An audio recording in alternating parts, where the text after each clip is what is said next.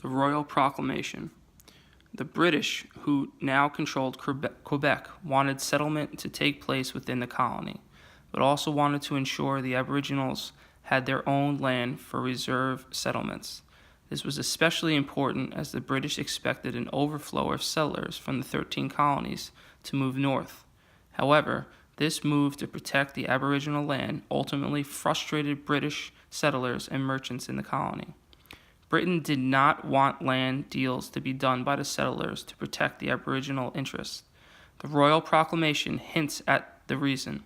It notes that the British interests were, prior to 1763, responsible for great fraud and abuse in obtaining land for the Aboriginals that had caused the latter great dissatisfaction.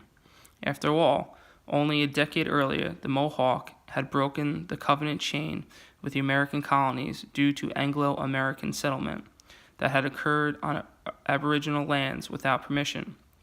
After spending years fighting for the French in North America and abroad, the British wanted to gain the allegiance of the Aboriginals to prevent further costly and bloody frontier wars as more British settlers arrived.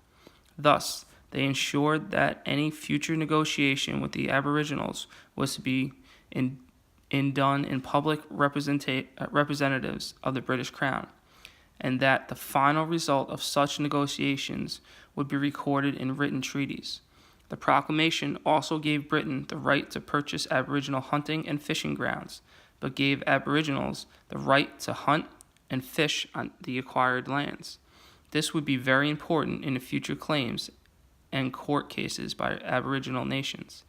In October and November of 1768, a conference was held at Fort Stanwix, New York, to fix the boundaries of the reserve hunting grounds provided for the Royal Proclamation between all sides of the covenant chain.